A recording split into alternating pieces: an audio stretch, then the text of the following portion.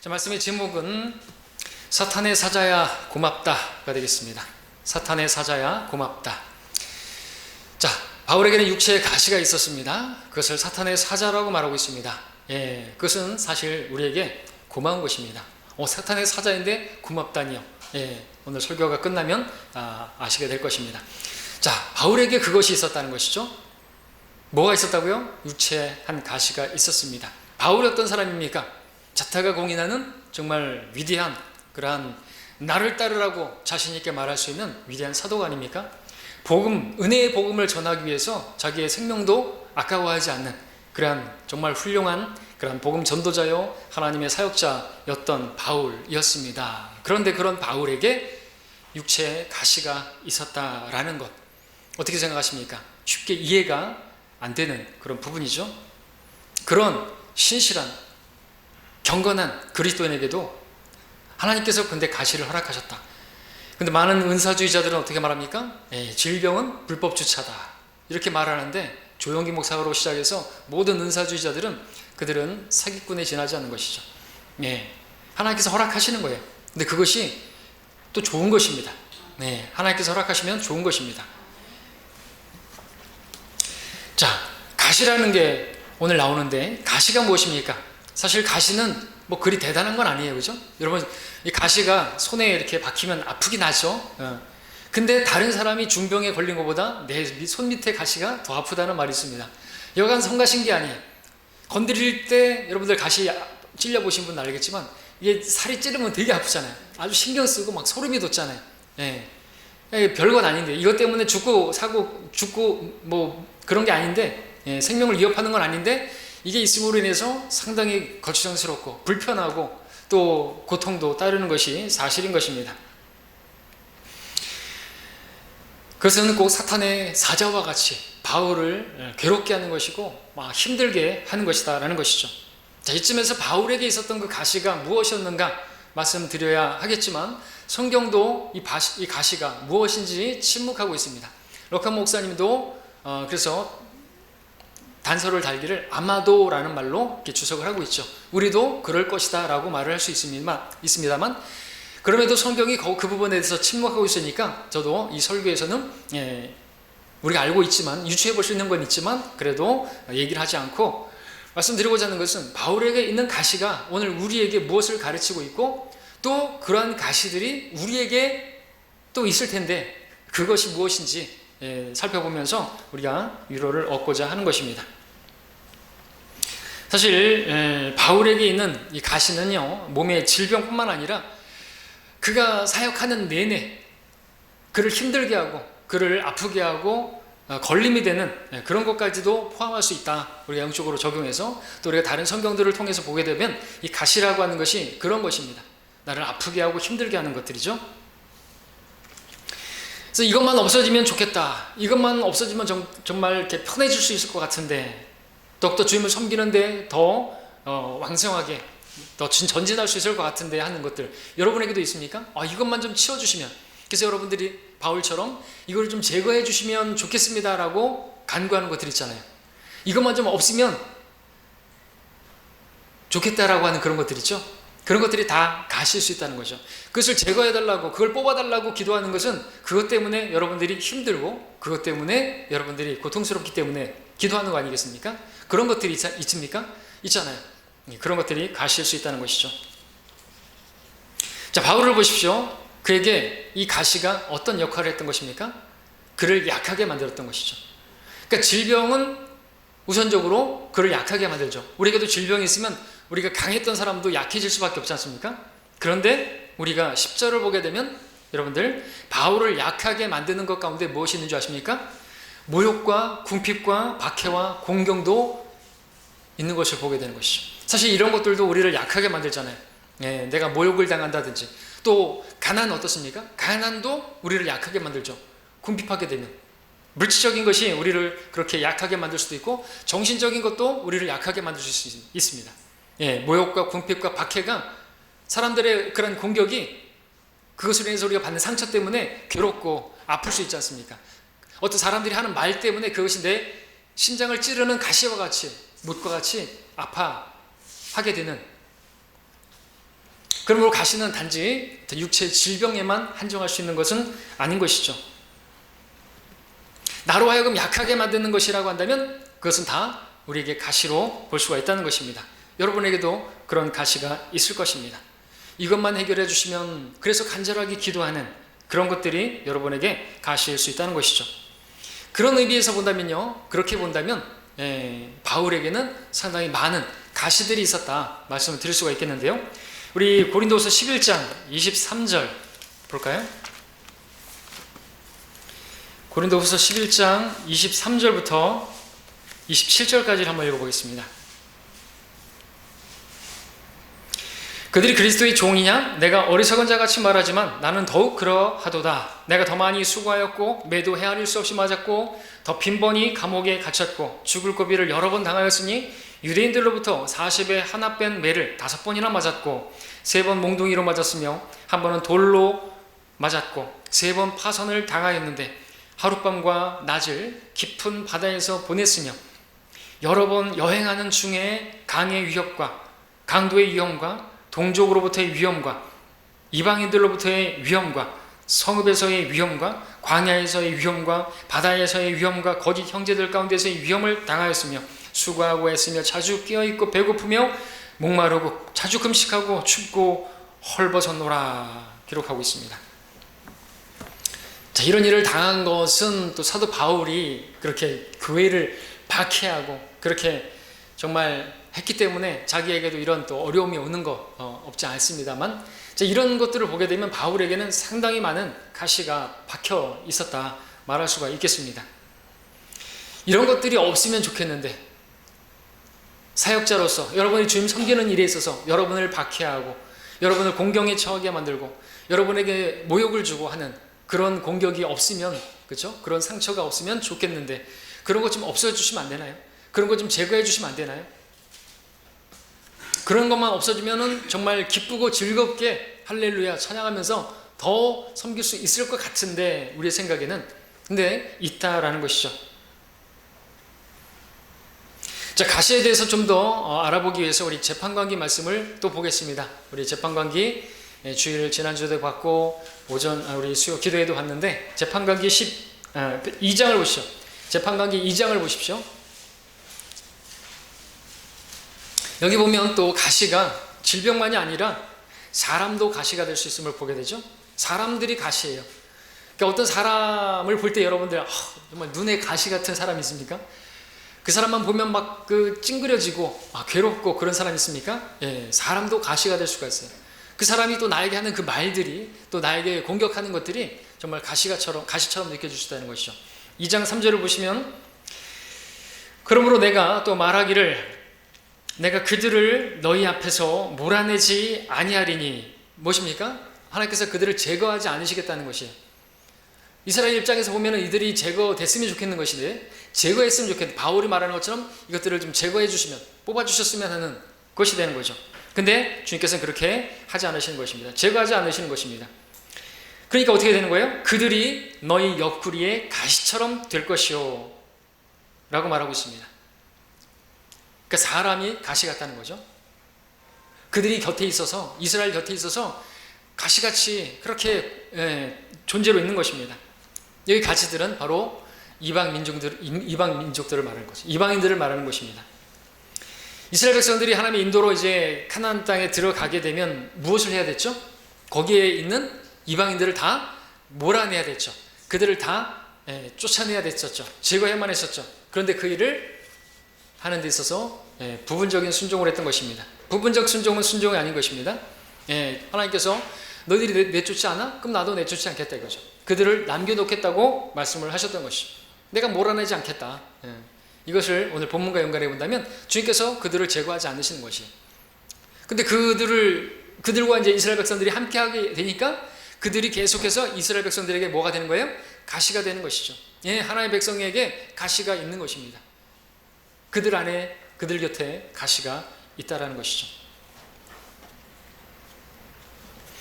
자, 그 가시 같은 이 이방인들이 이스라엘에게 어떻게 했습니까? 우리가 지난 주일 오전에서 봤던 것처럼, 또 수요일날 봤던 것처럼 그들은 계속해서 이스라엘 백성들을 위협하고 또 갈취하고 남겨놓는 것 없이 다 쓸어가고 공격하고 그들로 인해서 괴로운 나날을 보낼 수밖에 없었다는 것이죠.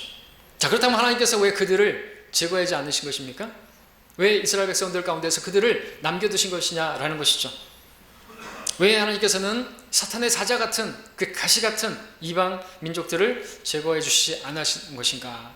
우리 재판관기 3장에서 보시면은 그 이유를 하나님에게서 들을 수가 있는데, 하나님께서는 그렇게 하시자 그들을 통해서 또 하나님께서 하실 일들을 하시는 것을 보게 되는 것이에요.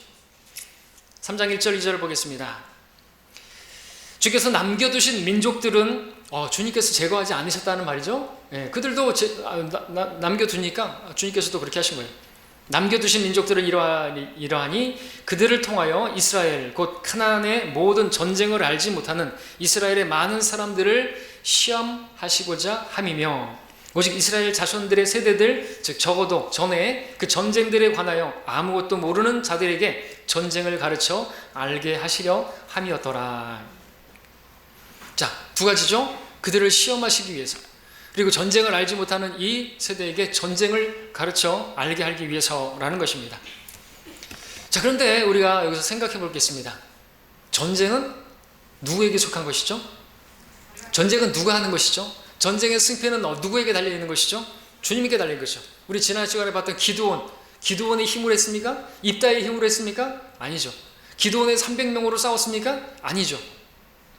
그 기드온의 300명은 어떤 사람들이었습니까? 사주 경계하던, 정신을 차리고 깨어있던 사람들이었던 것이죠. 그래서 주님께서 이들을 남겨두신 것을 어떻게 말할 수 있습니까?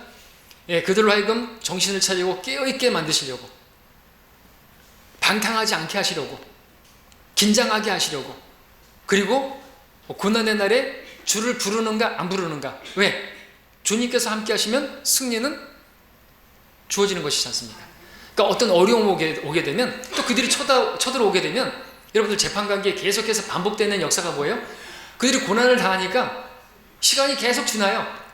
견디다 못해 간구하는 것이죠. 참 재밌잖아요? 재밌는 게 아니라 참 어리석잖아요? 근데 우리의 모습이죠. 왜 견디다가 못해 간구하냐 이것이죠. 어려우면 어떻게 해야 돼요? 주님께서 보시고자 하는 게 뭡니까? 광야에서 계속해서 보시려고 했던 시험하신 게 뭡니까? 고난의 날에 나를 부르라 이것이죠. 주를 찾느냐 이거죠. 전쟁이 일어났으면 어떻게 해요? 자기를 신뢰하는 것인가? 주님을 신뢰하는 것인가? 그것을 보기 위해서 시험을 하신 것이고, 그런 것을 위해서 이방 민족들을 남겨놓으신 것이다. 가시들을 남겨놓으신 것이다. 그렇게 말하는 것이죠. 더 겸손하게 하셔서 오직 주만 바라보게 하시고 주님을 찾게 하시려고 그렇게 허락하셨다라는 것이죠. 자, 그렇게 본다면 오늘 다른 얘기지만 우리나라에도 이렇게 가시 같은 존재가 있잖아요. 그죠? 적 있잖아요. 주적. 북한이 없어진다면 어떻게 될까? 우리나라가 이렇게 발전할 수 있었을까? 가시 때문에, 그죠? 항상 우리가 긴장하게 되고 정신을 차리고 우리가 또 발전하게 된 것이 그런 적이 있기 때문이 아닌가. 만약에 적이 없어지면 어떻게 될까? 생각해 보실 수 있죠? 방탕해질 수 있고 지금보다 더 타락할 수도 있고, 우리 신앙인들은 또 역시나 기도하는 데 있어서 게을러질 수 있고 나태해질 수 있지 않을까 생각해 봅니다. 그래서 이런 가시가 필요한 거죠. 그러니까 이런 허락하신 환경에서 우리는 그냥 그걸 제거해 달라고 그렇게 기도할 게 아니라, 기도는 하지만 제거가 안 되면 하나님 허락하신 것이고 그것은 우리에게 가장 좋은 것으로 믿어야 한다는 것이죠. 우리로 하여금 더 깨어있게 만들고 정신을 차리게 만들고 주님을 찾게 만들려고, 싱싱한 신앙이 되게 하려고. 여러분, 청어잡이 하는 사람들이 그 바다에서 청어를 잡아가지고 육지까지 가져오는데 이게 멀어서 오는 도중에 다 죽죠. 근데 어떤 사람들은 이게 살아서 가져와요. 청어를. 물어보죠. 사람들이 어떻게 그렇게 할 수 있냐고 가르쳐 주죠. 그 배 수족관에다가 청어의 천적을 집어넣는 몇 마리 넣는다 그러죠. 메기 몇 마리를 집어넣는다 그러죠.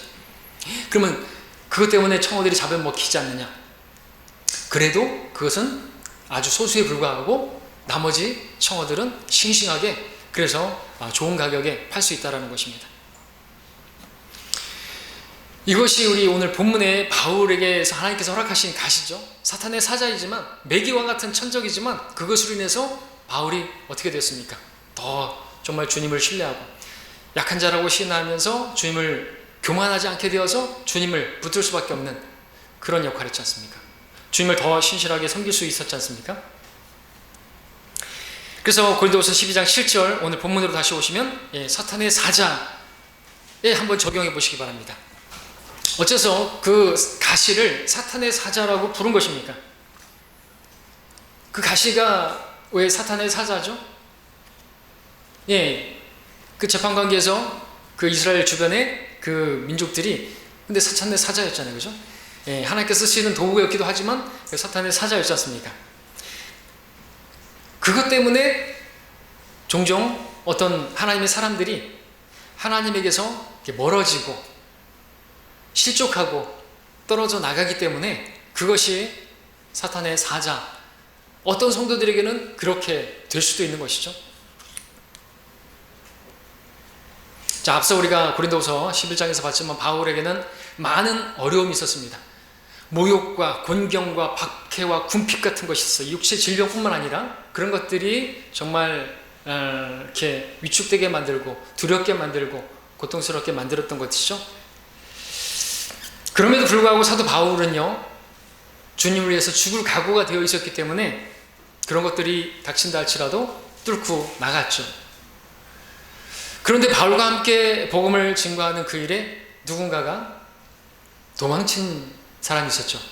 팜필리아에서 누군가가 도망을 쳤죠. 누굽니까? 마가는 왜 도망친 것이죠? 주님을 섬기는 일에 그런 가시가 오자 아파서 모욕이 오고 궁핍이 있고 박해가 오고 공경에 처하니까 그런 것들이 가시처럼 찌르니까 아파서 힘들어서 도망치고 말았던 것이죠. 이처럼 우리에게는 가시가 하나님께 더 가까이 가게 하는 좋은 것일 수도 있지만 또 어떤 사람들에게는 하나님으로부터 멀어지게 만들고 실족해 하는 마치 사탄의 사자와 같은 그런 역할을 한다는 것입니다. 그래서 육체의 가시가 사탄의 사자가 될 수도 있다는 거죠. 사탄의 일꾼이 될 수 있다는 것입니다. 그런데 하나님께서는 그러한 가시를, 사탄의 사자를 허락하시는 분이시다. 실제로 하나님께서는요, 사탄을 통해서 하나님의 사람들을 괴롭게 하는 그런 일을 허락하시는, 사탄으로 하여금 성도들을 괴롭히는 그런 일들을, 그런 기회들을 사탄에게 허용하셔요. 대표적으로 누구를 보시죠? 욥. 궁핍이 왔죠? 재산을 다 잃어버렸습니다. 누가 그렇게 한 거죠? 사탄이 한 것이죠. 모욕과 궁핍과 모욕과 또 질병도 왔죠? 곤경에 처했죠? 친구들이 와서, 그리고 그의 아내도 등을 돌렸죠? 그런 가시들로 인해서 그 아내는 먼저 하나님을 버렸죠?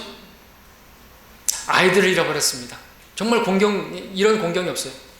그러니까 욥도 질병부터 시작해서 머리부터 발끝까지 온데 성했죠. 그러니까 질병과 곤경과 박해와 모욕과 궁핍과 이런 걸 다 당한 것이죠. 그러니까 가시를 만난 것이에요. 우리에게도 그런 일이 있을 수가 있습니다. 우리도 사랑하는 사람을 잃어버릴 수 있고요. 우리에게도요, 질병이 있을 수 있고요. 우리에게도요, 사람들로부터 박해가 있고 공격이 있고 그런 걸로 인해서 우리가 곤경에 처할 수도 있다는 것입니다. 근데 그런 일이 어떻게 오는 것이라고요? 사탄에 의해서. 그런데 하나님께서 그걸 허락하신다는 거죠. 그러니까 우리에게도 그러한 사탄의 가시를, 사탄의 일꾼을, 사탄의 사자를 우리에게도 허락하시는 분이라는 것입니다. 어떻게 하시겠습니까? 그것 때문에 여러분들 마가처럼 도망가시겠습니까? 여러분에게도 그런 질병이 있을 수 있고 곤경과 박해와 그런 궁핍과 이런 것들이 있을 수 있는데 어떻게 하시겠냐는 것이죠.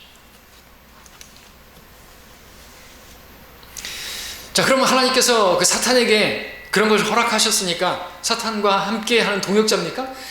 사탄에게 하나님께서 동조하신 것입니까? 아닌 것이죠. 사탄은 성도를 쓰러뜨리기 위해서 그런 가시들을 사용하지만 하나님께서는요, 놀랍게도 그것까지도 다 들어 사용하시면서 결국 하나님께서 목적하신 그 일들을 이루시는 분이세요. 우리가 욥의 결말을 알죠? 보라, 우리는 견디어내는 자들이 복 있는 사람들로 여기나니 너희가 욥의 인내를 들었고 또 주의 결말을 보았거니와 주는 인정이 심히 많으시고 자비로우시니라.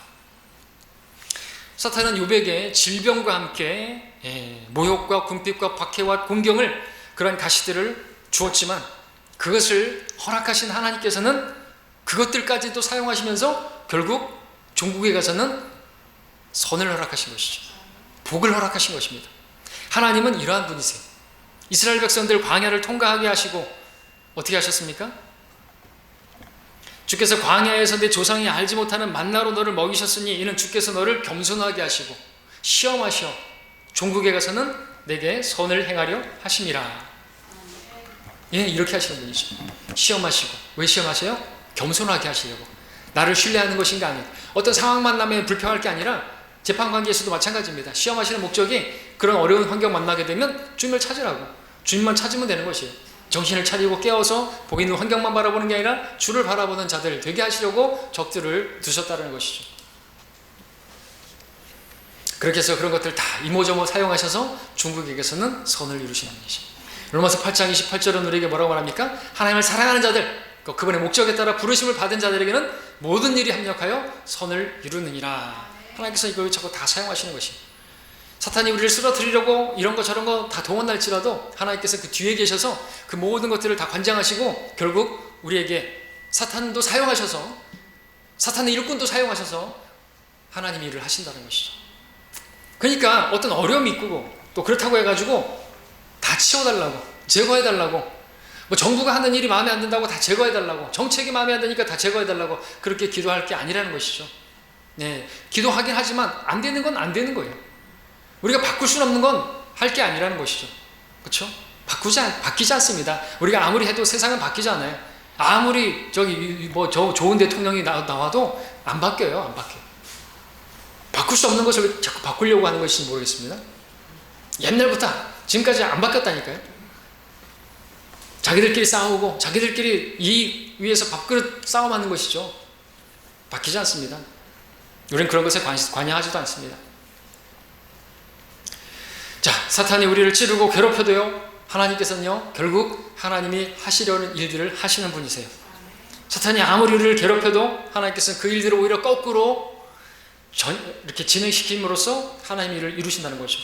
욥기 5장 13절에 그는 현명한 자들로 그들의 관계에 빠지게 하시며 심술궂은 자의 계획이 거꾸로 수행되게 하시는도다. 하나님 위에 계세요. 어떤 악한 자들이 뭘 계획해도요 그걸 거꾸로 진행하시는, 마치 하만과 같이 그렇게 악한 계획을 진행시키려고 해도 하나님께서 그의 어리석음과 그의 무지와 그런 것들을 다 드러내시고 결국 심판하시는 분이신 것이죠. 자, 다시 본문으로 와서 바울은 사탄의 사자와 같은 그 가시를 제거해달라고 3번이나 기도를 했습니다. 그런데 우리가 아는 것처럼 그 기도가 응답이 되지 않았습니다. 제거가 안 됐습니다. 왜 안 된 것이죠? 자, 여러분 이것을 생각해 보십시오. 여러분들도 기도하고 있는 것이 있습니다. 이것을 놓고 계속해서 기도해요. 이것을 좀 없애주시라고, 치워주시라고 기도하는 것이 있을 것입니다. 그런데 웬일인지 응답이 없습니다. 왜 이 문제가 나를 힘들게 하지? 왜 이렇게 오래 가지? 그런 것들이 여러분들에게 있으시죠? 그것이 무엇일까요? 그 중에서 제가 우리 모두에게 있는 공통적인 그 가시를 한번 말씀드려 보겠습니다. 여러분들 이런 거 생각해 보신 적 있습니까? 여러분들이 예수님을 믿는 순간 이 육신이 우리 혼에서 완전히 분리되어서 성경이 말씀하시는 신분과 같이 우리 육신이 완전히 죽어져서 육신이 나를 더 이상 나에게 어떤 영향도 미치지 않고 나를 죄로 이끌어가지 않고 그렇게 완전히 육신을 죽여주셨으면, 그래서 혼이 옛사람이 아니라 오직 새 사람으로만 살 수 있도록 그렇게 만들어 주셨으면 참 좋았을 텐데 왜 육신은 아직까지도 계속해서 나 곁에 있으면서 나와 함께 있으면서 이 육신 때문에 내가 괴롭고 힘든데 이걸 왜 그렇게 성경에 말하는 것처럼 그렇게 죽은 것처럼 죽지 않고 여전히 살아있게 하시는 것인가?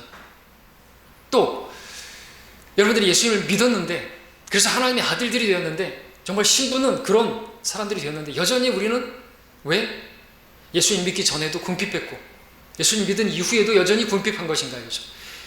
좀 어떤 사람들이 말하는 것처럼 예수님 믿으면 하는 일도 잘 되고 범사가 잘 되고 몸도 건강하게 되어지고 그러면 좋을 텐데, 예, 이것도 마찬가지죠. 예수님 믿기 전에 병이 있으면 예수님 믿은 이후에는 좀 이런 것들 좀 치워주시면 좋겠는데 여전히 질병을 안고 있어요. 여전히 계속해서 약을 먹고 있어요. 평생 약을 먹어야 된다 그래요. 여러분들 그런 것들 어떻게 생각하십니까? 이 문제가 해결되지 않습니다. 왜 이런 일들이 있는 것인가? 왜 이런 것들이 해결되지 않아가지고 나로 하여금 약하게 만들고 위축되게 만들고 나로 하여금 괴롭게 만드는 것인가? 왜 하나님께서는 그런 것들을 허락하시는 것인가? 사람들과의 관계도 마찬가지죠. 예수님 믿기 전에는 사람들과의 관계 때문에 힘들고 괴롭고 그랬다 할지라도 그 가시 같은 사람들이 있어서 나로 하여금 힘들고 내가 괴롭고 그럴 수밖에 없었지만 예수님 믿고 나면은 그 사람들과의 관계도 싹 변해가지고 보라새 사람이 되었으니까 관계들도 다 이렇게 나를 공격하지 않고 그랬으면 좋겠는데 여전히 불편하고 괴로운 관계들이 있어요. 심지어 교회 안에도 있어요. 하나님을 섬긴다고 하는 어떤 다른 그리스도인이 사실상 나를 제일 힘들게 해요. 눈의 가시와 같이 정말 생각하면 힘들고 나를 힘들게 하는 그런 사람이 하나님을 섬긴다고 하는 어떤 그런 다른 그리스도인, 여러분 럭커 목사님 주석서에 나오는 것처럼 제일 힘들게 하는 사람이 다른 그리스도인이에요. 그렇다고 해서 제가 여러분들 중에서 누구라고 말하는 게 아닙니다. 우리 교회는 없습니다. 여러분들도 우리 교회는 없으시죠? 네, 감사합니다. 근데 있단 말이죠. 네, 다른 데 있을 수 있어요. 다른 그리스도인이 가까이에도 있죠. 여러분 바로 옆에도 있죠. 여러분 집안에도 있죠. 네, 믿지 않는 사람들, 가족들, 남편, 아내, 자녀들, 부모님, 시어머니, 시아버지 힘들게 해요. 나는 정말 그런 일들을 만나고 싶지 않고 좀 하나님께서 치워주셨으면 좋겠고 해결해 주셨으면 좋겠는데 그런 것들이 다 끝났으면 좋겠는데 문제는 하나님께서 그런 것들을 제거해 주지 않으시고 기도해도 뽑아주지 않으시고 허락하고 계시다는 것이죠. 자, 여러분들 이런 일들을 한번 생각해 보신 적 있습니까? 그런 가시들이 여러분에게 있으시죠? 있을 것입니다. 이게 우리 현실이에요. 때문에 우리는 그 가시가 하나님께서 우리에게 허락하신 또 우리에게 가장 좋은 것을 주시고자 종교에 가서 선을 이루시고자 허락하신 도구임을 우리는 믿어야 한다는 것이죠. 그럼 우리는 그 가시들을 제거해달라고 구할 것이 아니라 그 가시들을 받아들이는 가운데 하나님의 뜻을 이루는 우리가 되어야 할 것입니다. 그렇다면 그 뜻이라는 게 무엇일까요? 어떤 것이 있을까요? 그것을 두 가지로 말씀을 드리겠습니다. 그것을 알아야지 우리가 그 가시를 이제 안고 살아가겠죠. 제거가 안 되는 것입니다. 자, 첫 번째는 왜 그 가시를 허락하신 것인가? 바울의 경우를 통해서 보겠습니다. 바울은 자, 우리 본문 다시 한번 읽겠습니다. 7절입니다. 지극히 위대한 계시들의 풍성함으로 인하여 내가 자고하지 않도록 육체의 한 가시 즉 사탄의 사자를 내게 주셨으니 그가 나를 쳐서 자고하지 못하게 하려 함이라. 두 번이나 나오죠? 목적이 뭡니까? 자고하지 못하도록, 자고하지 않게 하려고, 다시 말해서 겸손하게 하시기 위해서 가시를 허락하셨다. 사탄의 사자를 허락하셨다. 근데 그 이유가 무엇이에요? 사도 바울이 지극히 위대한 계시들의 그것도 요만큼도 아니고 풍성함으로 인해서 그 위대한 계시들, 실제로 바울은 그러한 계시를 받았잖아요. 하나님으로부터 직접 계시를 받아서 실제로 직접 또 그가 신약 성경도 13권, 14권을 썼죠. 히브리서까지 하면. 그리고 많은 기적도 체험했죠. 손수건만 얹어도 병이 떠나가고 치유케 하는 그런 경험도 했고요. 또 바울은 정말 약한 자가 아니었어요. 그가 구원받기 전부터 그는 강한 자였습니다. 그의 스펙을 보면 어떻습니까? 8일 만에 할례를 받았고 이스라엘인, 베냐민 집하고 히브리인 중에 히브리인이요, 율법에 의하면 바리새인이었고, 그리고 율법의 의로 말한다면 흠이 없는 자다. 훌륭한 가문에 또 훌륭한 지도자에게서 가르침을 받았습니다. 가말리엘이라고 하는 이름만 대면 다 아는 그러한 랍비에게서 배웠단 말이죠. 게다가 그는 셋째 하늘까지 올라갔다 온 사람이죠. 오늘 교만한 사람들 가운데서 자기가 특별히 하나님께서 자기에게만 뭐 천국을 보여줘요? 지옥을 보여줘요? 그거 간증하고 돌아다니면서 먹고 사는 사람들이 있습니다. 그런 사람들은 상당히 교만한 사람들이죠. 말하는 것도 교만하겠지만 자기들에게만 그걸 보여주면 자기가 특별하다고, 자기가 뭐나 되는 사람이니까 하나님께서 바울처럼 계시지, 바울적 강박관념을 가지고 있는 사람들이겠죠.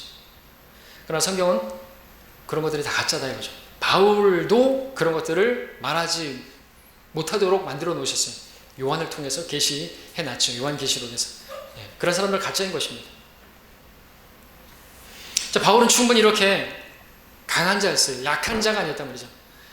그래서 위대한 계시들도 받았어요. 그렇기 때문에 충분히 자만할 수가 있는 사람이었습니다. 여러분, 세상에도 보면은 금수저 물고 태어나서 어려움 없이 자란 사람들이 어떻죠? 자만, 그죠?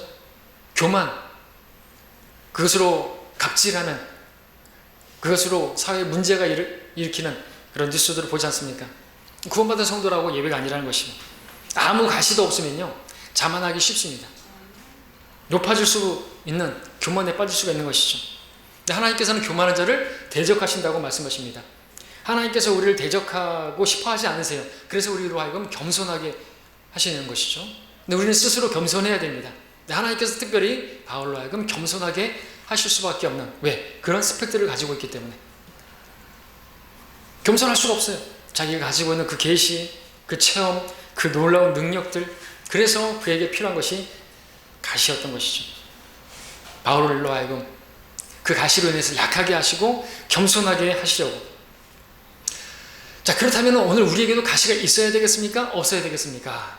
당연히 있어야 되겠죠. 왜요? 우리도 위대한 계시들의 풍성함으로 인해서 충분히 자구할 수가 있잖아요. 특별히 우리 성경대로 믿는 사람들, 교만한 게 문제예요. 교만한 게. 왜 성경대로 믿는 교회들은 그렇게 바람잘 날 없는 것이에요? 바른 성경을 가지고, 바른 교리를 가지고, 바른 신앙을 해야 되는데, 그 지극히 향상된 계시, 세대적 진리, 전천년주의, 럭하 목사님 그 주석서들로 인해서 머리가 돌아버려가지고 반역을 일으키고 그런 사람들이 많았던 것이죠. 그들에게 문제가 뭘까요? 그들에게는 가시가 없었던 것입니다. 약함이 없었던 것이죠. 질병이 없었던 것입니다. 몸도 건강하고 뭐 스펙도 괜찮고, 근데 가시가 없으면요 그렇게 될 수밖에 없는 것입니다. 우리도 그래서 얼마든지 가시가 없으면 나는 부족한 게 없다, 나는 부자고 부유하며 나는 아무것도 문제가 없으니까, 그렇게 고백하는 라오디케아인들이 될 수가 있는 것입니다. 여러분, 그렇게 해서 우리가 부패하는 것이 좋습니까? 아니면 가시가 있어서 내가 정말 주님 붙들고 살아가는 그런 신앙 갖게 하는 것이 좋은 것입니까? 자, 하나님께서 우리에게 교만하지 않도록 허락하신 최상의 방법이 가시라는 사실을 여러분 아시기 바랍니다. 그것은 사탄의 사자일 수도 있어요.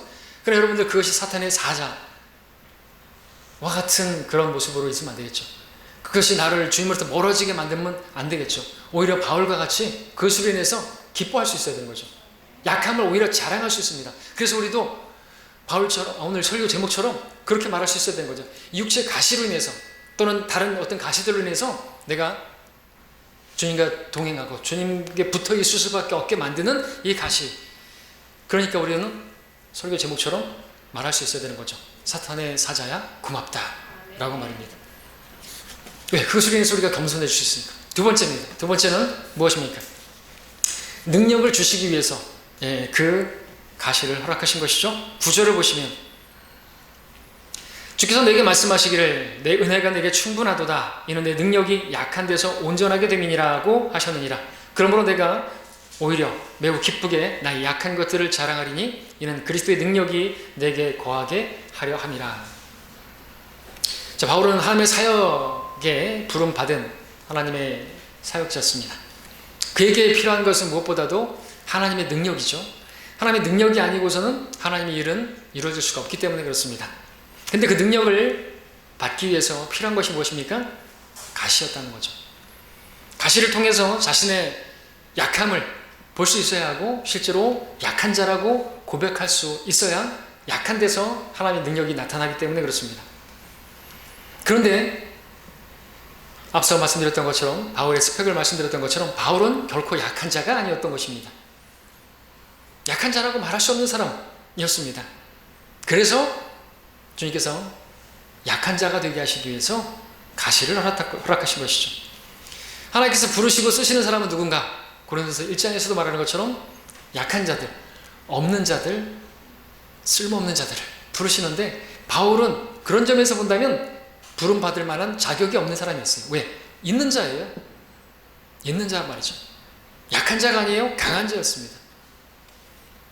부르심을 받을 때 그는 절대로 약한 자가 아니었습니다. 때문에 가시를 허락하신 것이죠. 부름 받기 전에는 강했는데 부름 받을 때부터 약함을 주신 거예요. 여러분들 육체의 가시가 안질이라고 볼 수 있는데 언제 생긴 것이죠? 다마스커스 도상에 갈 때 해보다도 더 빛나는 그 빛을 보면서 눈이 멀어버렸어요. 그때 그 가시를 허락하신 것으로 볼 수가 있습니다. 그러면은 주님께서는 그를 부르시면서 약하게 만드신 것이에요. 그렇죠? 그러니까 하나님께서 그를 쓰시려고 하면은, 하나님의 능력을 주시려고 하면은 약하게 만드시는 거죠. 우리도 마찬가지입니다. 우리 스스로가 강하다고, 우리 스스로가 뭐나 된 줄로 생각하면, 아무것도 아니면서 뭐나 되는 줄로 생각하면 하나님께서 우리에게 아무런 능력을 주실 수가 없어요. 아무런 은혜를 주실 수가 없어요. 왜? 하나님께서는 교만한 자는 대적하시고, 오히려 은혜는 누구에게요? 겸손한 자에게. 그 겸손한 자가 누구예요? 자기를 약하다고 인정하는, 정말 약한 자라, 약함만을 자랑할 수밖에 없는 그런 사람에게 은혜를 주시니까, 그러니까 어떻게 해야 돼요? 가시를 허락하실 수밖에 없는 것이죠. 이와 같은 부르심, 강했는데 그 강한 자를 쓸 수 없어서 약하게 만드셔서 바울을 쓰시는 이와 같은 부르심을 우리는 구약에서 또 볼 수 있는데, 대표적으로 누가 있는 것인가? 떠오르는 사람 있습니까? 네? 모세 어땠습니까? 모세도 하나님께서 부르시기 전에는 강했죠. 태어날 때부터 용모가 준수했고요. 그리고 이제 왕궁에서 자랐고요. 이집트의 말과 지혜를 배웠고요. 그래서 그 언변에 있어서 뛰어났고요. 40세가 되었을 때 그는 정말 아무것도 부족한 게 없었어요. 그래서 자기가 뭐나 된 줄 알고 이제 재판관을 해보려고 했죠. 어떻게 됐습니까? 보기 좋게 결국 쫓겨나게 됐습니다. 광야에서 40년을 훈련을 받게 되죠. 양을 치면서. 주님께서 이제 80에 부르셨습니다. 어떤 상태가 됐죠? 저는 말도 못합니다. 혀도 둔합니다. 말도 느리고요. 저는 안 됩니다. 보낼 자를 보내셔서. 그야말로 완전한 자기 부인. 정말 약해진 거예요. 약해질 대로 약해진 거죠. 육신도 나이가 어떻게 해요? 시편에서 말하는 것처럼 강건하면 80인데 80에 80.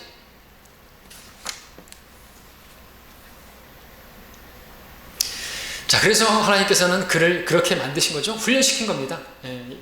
완전한 부인을 하게 만드신 것이죠. 하나님께서는 자기가 할 수 있다라고 생각하는 사람들을 쓰지 않으세요. 모세를 40세에 쓸 수 없어서 그를 낮추셔서 쓰신 것이죠. 사람이 돈이 있고 건강하고 학력 좋고 배운 게 많고 업적이 많고 경험이 많고 그러면요, 하나님보다는 자기를 의지합니다. 자기를 자랑하게 되고 자기를 드러내려고 하는 것이죠. 그런데 그런 사람을 통해서 하나님께서 일을 하실 수 있을까요? 할 수 없는 것이죠. 그래서 모세를 그렇게 하신 것이고 바울을 그렇게 만드신 것입니다. 가시를 허락하신 것이죠. 그리고 그 가시로 인해서 얼마나 놀라운 일들을 했는 것인가. 바울은 얼마나 많은 사람들에게 복음을 전했고 또 능력을 받은 것인가. 그 능력이 어디서 온 것입니까? 겸손하게 약함을 시인할 수밖에 없고 하나님께 모든 걸 우리도 기도로 맡기는 거죠. 기도로 복음의 문이 열려주시라고 기도하는 것이고, 저 사람이 구원받게 해주시라고 기도하고, 내가 언변이 뛰어나고 그러면 하나님 의지하지 않습니다. 기도하지 않습니다. 내가 전하면 내가 좋은 어떤 예화를 사용하고 그러면 다 구원받을 거야, 이렇게 생각하는, 자기 지혜를 신뢰하는 사람들은 기도 안 하고 복음 전하겠죠. 보기 좋게 쫓겨나겠죠. 자, 바울이 그렇게 많은 일들을 행할 수 있었던 것은, 나의 나 된 것은 하나님의 은혜로다 고백했습니다. 은혜는 누구에게요? 겸손하게. 누가 겸손해요? 약한 자에게. 약함을 시인해야 되는 사람이죠. 바울은 자기에게 능력 주시는 그리스도를 통해서 모든 것을 할 수가 있었습니다. 자, 여러분들 능력 받기 원하시죠? 능력을 얻기 원하시죠. 능력은 얻기 원하는데 근데 현실은 가시는 허락하지 않으셨으면 하는. 자, 오늘 여러분에게도 어떤 가시가 있으실 겁니다. 그렇다면 여러분들 그런 가시를 만날 때 생각해 보실 게 있습니다. 하나님께서 여러분을 쓰시고자 하시는 것이에요. 아, 하나님께서 나를 사용하시려고 하는구나 하면 맞는 말이죠. 왜? 그런 게 없으면 하나님 못 쓰신다니까요. 가시를 여러분들 만났을 때 생각해야 될 것은 내가 교만했구나. 예, 그것도 생각해 볼 필요가 있어요. 자, 그런 상황에서 하나님께서 무슨 일을 하시려고 하시는 것이구나.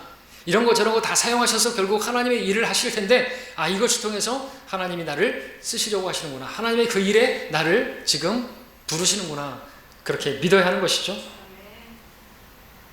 바울처럼 하나님의 일은요, 그렇게 약한 자에게서 나타나기 때문에 그렇습니다. 하나님은요, 약한 자들을 통해서 일하세요. 사람들이 볼 때는 참 이해가 안 되죠. 어떻게 저렇게 약한 사람이 어떻게 저렇게 아픈 가운데서 하나님을 섬길 수가 있지? 어떻게 저렇게 남편이 반대하고 공격하고 그렇게 박해하는데도 애기들 데리고 저렇게 나올 수 있지? 아내가 저렇게 협조하지 않고 돕는 자가 아니라 이거는 욥의 마누라 같은데 어떻게 저런 가운데서도 꿋꿋하게 신실하게 하나님을 섬기고 있지? 부모가 시어머니가 저렇게 반대하는데 어떻게 저런 가운데서 저렇게 할 수가 있지? 저렇게 또 복음을 전한다고 할 수 있지? 사람에게는 불가능하죠. 어떻게 가능하죠? 하나님의 능력이죠. 하나님의 능력이 어떻게 나온다고 하죠? 자기가 완전히 부인이 될 때, 내가 아니요 그리스도. 그렇게 되기 위해서는 모세처럼 돼야 되는 거죠. 낮아져야 되는 것입니다. 근데 그것을 위해서 가시들을 허락하시는 거예요. 여러분들 주위에 있는 여러분들을 공격하는 사람들은 사탄의 사자인데요, 그것이 오히려 하나님께서 여러분들로 하여금 하나님의 능력이 거하게 만들고 또 우리 안에 성령의 열매가 맺혀지게 하기 위해서는요, 그런 박해와 또 곤경과 모욕과 이런 것들이 우리에게 있을 수 있는 것입니다. 있어야 하는 것이죠. 하나님의 능력이 아니면, 하나님의 은혜가 아니면요, 하나님 일은 되어지는 것이 없습니다. 때문에 하나님께서는 자신의 능력을 드러내시고자 그와 같은 일들을 허락하시는 것입니다. 육신의 질병도 허락하실 수 있고요, 박해와 곤경과 궁핍과 그런 모욕도 허락하실 수가 있습니다. 그래서 결국 우리로 하여금 자랑하게 하시는 것은 무엇인가? 나에게 있어서는 약함만 자랑하게 하는 것이죠. 그리고 오직 주만 자랑하게 하시려고. 고린도후서 11장 30절을 볼까요? 11장 30절에서 만일 내가 꼭 자랑해야 한다면 나는 나의 약한 것을 자랑하리라 그랬죠. 12장 5절에서는요, 내가 이런 사람에 관해서는 자랑하겠으나 나에 관해서는 약하다는 것 외에 자랑하지 아니하리라. 10절에서는 그러므로 내가 그리스도를 위하여 약한 것들과 모욕과 궁핍과 박해와 곤경을 기뻐하노니 이는 내가 약할 때 곧 강하기 때문이라. 이런 고백을 하게 하시려고 가시를 허락하신 것이죠.